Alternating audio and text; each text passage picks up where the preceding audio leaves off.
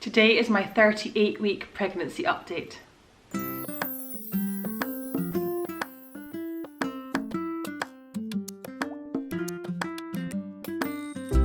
Hi guys, and welcome back to my channel. So today, as I just said, I'm filming my 38-week pregnancy update, which is very exciting. Baby will be here in the next 2 weeks or so I'm very excited about that, of course. And I thought I would just share with you all my updates for this week. I did do a pregnancy update for last week, so go and check that out if you've not seen it, for my 37 weeks pregnancy update. And if you're new and you're just joining me, then my name's Abigail and I have a whole playlist of pregnancy updates throughout my whole pregnancy if you want to go and check the rest of them out. I filmed quite a few updates and like baby and pregnancy videos, so go and check that out if you're interested. But we'll get straight on and start with my stats and symptoms. In terms of my symptoms, nothing has changed that I can really say. The only thing that's got worse is my sleep. Again, I'm struggling to sleep a lot and it's just getting worse and worse and worse. I'm spending more time trying to get to sleep and then spending less time actually sleeping. Last night, I went to bed at like 11 and I couldn't get to sleep till about 3 AM and it's just getting bad. So I'm really looking forward to being able to sleep properly again. Even if it is in an exhausted new mum kind of way, at least I'll be sleeping a bit better, I think, after the baby comes. And I really do like my sleep, so it's not fun not sleeping well. But apart from that, everything else is the same. I've had no signs of labour, no signs of going into labour. Makes me think that I'm not going to go into labour until kind of around about the same times with Samuel or later on, around about 40 weeks or maybe beyond that. So I'm not really ecstatic about, because I'm getting there. I'm getting mentally there now. I'm getting ready. I'm just like, okay, I'm ready for the baby to come now and I'm getting to that place. And so I would quite like the baby to come a little bit earlier than that, but of course I don't want him to come earlier than he wants to come. So I thought I'd tell you all my kind of measurements. So first of all, let me find the measurement. So my measurement around my belly, the way I measure it is just around the widest part of my belly, was 110 centimeters, which I think is the same, or pretty much the same as last week. And so my belly has kind of stayed at the same width around, I think, which I think is quite common towards the end of pregnancy as well.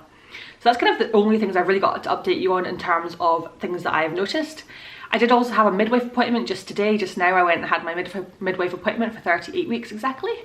And I thought I would just share with you everything she shared with me in that appointment, because it was kind of interesting and it was a bit of a longer appointment than usual.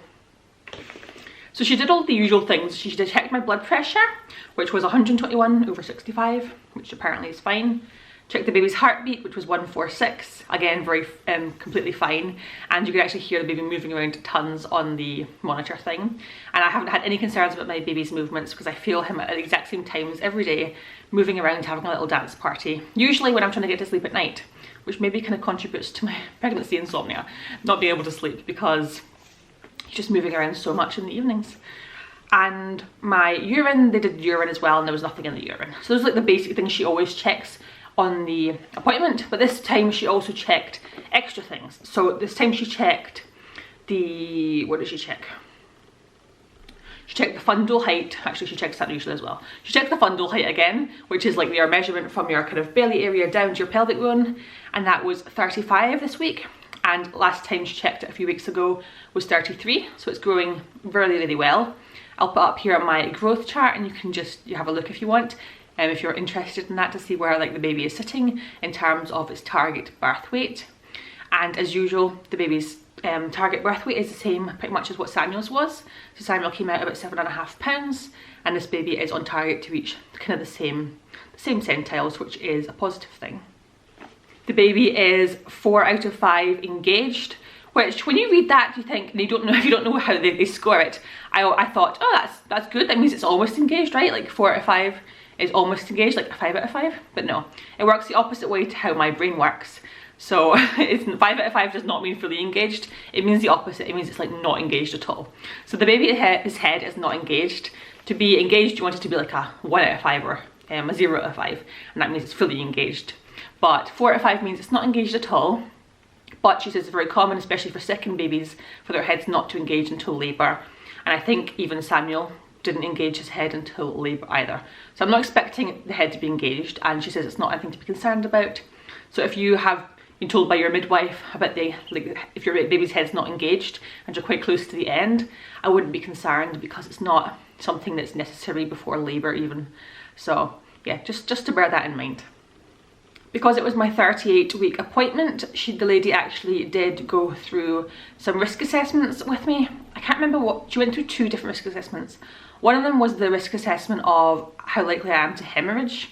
So she based that off my first birth, my history of blood clots within my immediate family, my BMI, all these different things. And she gave me a risk factor of 0, which means it's very, very, very low risk factor of me hemorrhaging at birth, which is great. She also did another risk assessment, but like I said, I can't remember exactly what that was for. It was like things like BMI again and smoking, and basically just your risk factor of complications during birth. And my risk factor again was 0 for that. So that means my risk factors generally going into giving birth are pretty low, which is a very good thing. Okay, she also took my weight, which I was really interested in because basically I'm pretty sure I've gained quite a bit of weight. I know it's not all baby weight. A lot of it is the fact that I've been eating really unhealthily. Well, not really unhealthy, but I've eaten a lot of chocolate and unhealthy things, and so I think I've put on quite a bit of weight, and I'm right. So it's interesting because I've not had my weight taken. I've not had my weight measured. What's it called? I've not been weighed since my booking appointment. So at my booking appointment, my booking weight was 60 kilograms or 9.5 stones. And that gives you a BMI of about 20.28. And my weight now is 74 kilograms, which is 11.6 stones, with a BMI of about 25.01. So my total gain of weight is about 2.1 stones, which is quite a bit. I had to Google it to see if is this a lot or not too much.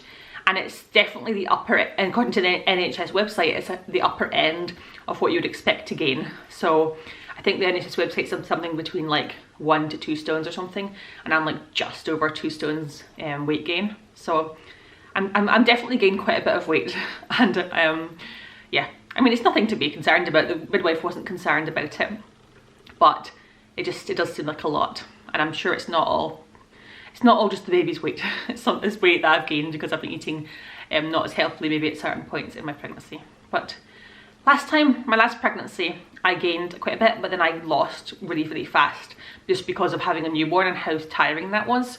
I lost like a lot of weight, and I was like skinnier than I was like even before I was pregnant, I think, after I had Samuel.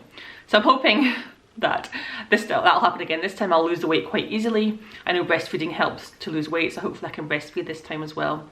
And yes, so if anyone's interested, I've gained over 2 stones in this pregnancy, and that is quite a bit. So yes, that's the next thing she checked in the midwife appointment today. So just looking ahead, my next midwife appointment is not until I'm 40 weeks exactly, which is exactly 2 weeks today. And that is kind of terrifying because she kind of, on the way out, my midwife said, next time I see you, you'll probably have a baby. And I was like, that is a bit terrifying. So I thought this was really interesting.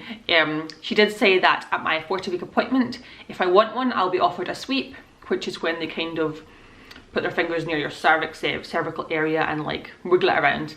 Is how I kind of think of it. And it doesn't induce labour, but it kind of helps get things going, I think. I had one when I was in labour last time with Samuel, but I didn't have one before that because I went into labour spontaneously before 40 weeks. So I'm not sure if I'm going to take that sweep or not. I'll let you know, but I'm not sure if I'm still pregnant at 40 weeks if I'm going to take it, or if I'm just going to let things go completely at their own speed, which is probably what I'm going to do. I don't think I'm going to take it, but we'll see. And then she says after that, if you do take it or not, whatever, you get offered an induction at like 12 days after your due date, I think. So that's the kind of next steps in case I go that far. I'm hoping not to. I'm hoping to have my baby in the next few weeks or so. Just naturally go into labour, hopefully. It's interesting because I did a bit of research online, and I spoke to my midwife today as well. And the general kind of consensus from like the scientific community seems to be that second babies are usually earlier, like they come sooner. So like on average, somewhere I read, on average, don't quote me on this because this is just what I've been reading, but on average I've seen some scientific papers and stuff have been saying that second babies come up to a week earlier than first babies, which I thought was really interesting, and I would be quite happy with that, which means if I had my baby a week earlier than my than Samuel, I'd basically be having a baby next Thursday, a week tomorrow, which is very scary, exciting thought. But when I put this question on my pregnancy group that I'm in, so like I'm in a pregnancy Facebook group for like people giving birth in the UK in February. When I put that question in that group saying, when did you have your baby? What like, gestational time did you have your baby? First baby compared to second baby? And everyone, literally without exception, everyone said that their second baby was later. So if they had their first baby at 40 weeks, their second baby came at 41 weeks. Or if they had their first baby at 37 weeks, their second baby came at 39 weeks. So what I'm hearing anecdotally from people is not the same as what it seems to be kind of the general consensus online. So I have no idea. I know basically that babies come when they want to come at the end of the day, but I just was interested to see if it's likely to come earlier or later. And my own personal feeling is that the baby's going to come 40 weeks or later than 40 weeks. So I've still got another couple of pregnancy updates potentially to fit into this channel, and I'll keep you guys updated on what happens, obviously. But that's kind of my thoughts and feelings around that. My midwife also did talk about postnatal care, which is interesting. If you're watching this in the future, then we're in the COVID-19 pandemic times, and so nothing's normal. But basically what's happening in terms of postnatal care, what usually happens and what happened with my first son is that the midwife comes and sees you as basically as much as you need them to come and see you, and then it switches over to the health visitor after a certain time. By the way, I'm in the UK and this is an NHS service. This is what you get on the NHS in the UK. So last time I had a few visits for Samuel after he was born. I think the first few days I had visits and then they went to like weekly after that, something like that, because he was totally fine. This time I've been told that to expect a midwife visit on days 1, 2, 3, 6 and 10. But because of COVID, you can choose to have them in video if you don't want someone to come into your house, but you are offered them in person as well, which I'm very happy about. I'm likely to accept the in-person one. That's personally what I think is best for us, to put my mind at ease with the baby and everything. So I'm going to have a midwife appointment basically day 1, the day after you give birth, they come and visit, day 2, day 3, and then if everything's fine, day 6 and day 10. And the only one that she says you really need to have in person is the day 10 one. I think it was the day 10 one, where they do the heel prick test on your newborn, which is like, if you've not had a little baby before, it's like they basically just literally prick the heel of the baby and take the blood, and it kind of like tests for any kind of common genetic disorders and diseases. So they obviously need to be here in order to do that. But I like how they give you the option of in person or in video, like a video call with your midwife, because I think that's very helpful. And some people will definitely do it in video, but other people much prefer to do it in person. And I think that's really nice to have that option. So I'm really happy with the kind of options the NHS are offering in terms of postnatal care. And another thing that my midwife emphasised, which I am really happy that she emphasised this, I knew this already, but I'm very happy that she emphasised this today, and it is that when you're in labour, like in the labour ward, basically you're in control. You can decide when you're going to leave the labour ward.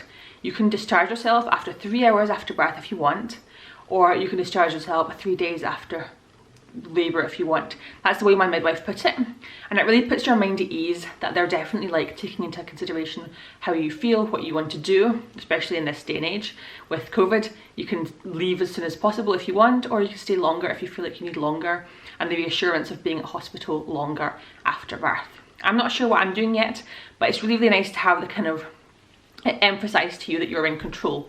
I know in a lot of other countries, and especially in like places like America, I think a lot of people, either they're not aware of the fact that they're in control, or they're kind of made to feel like they're not in control. And I think that's really, really horrible. I think that's not the way healthcare systems should be anywhere. Everyone should be aware and realise that they are completely in control. It's your pregnancy and your birth and your baby at the end of the day. You can leave hospital whenever you like. You can go get doctor's advice if you want, because it's your baby. And I'm not advising to go against doctor's advice, but I do think it's very important to remember that you're in control, because people sometimes feel like things are forced upon them. So like, if I'm offered a sweep at 40 weeks, oh, I must have a sweep at 40 weeks. If I'm offered an induction at 41 weeks, I must have an induction. No, you don't have to have an induction at 41 weeks. You can continue to go longer if you feel like that's what's best for you and your baby. And I think that it needs to be emphasised in other places just as much as it is in NHS UK, because the NHS and all the midwives I've ever dealt with have been very, very open about the fact that you're in control, and they like to give you control. And I think that's a really important part of maternity care, and it should be everywhere, all around the world, and emphasised. So that's something I feel passionate about, because I don't ever want women to feel like they are forced into doing anything. Because one, they can't force you to do anything that you don't agree to. They can't give you anything or do anything to you that you don't agree to unless you're literally unconscious. So nothing is forced upon you, whether that's in labour, before birth, or after birth. And yeah, so that's what I was going to emphasise today, and I'm very happy about that. And I kind of wanted just to mention that at the end, because I think that's a very important thing to remember, and feeling like you're in control to at least some degree is very important. And so that's everything I've got to share with you today, guys. I hope you enjoyed this video. If you did, subscribe, leave me a comment down below. Let me know how far along you are in your pregnancy. If any of you have been watching me and you're at the same weeks pregnant as I am, or you are and you've had your baby, then I'd love to know. That was really interesting to me. And I love hearing about little babies being born. So cute. And I'll see you very soon in my next one, guys. Bye.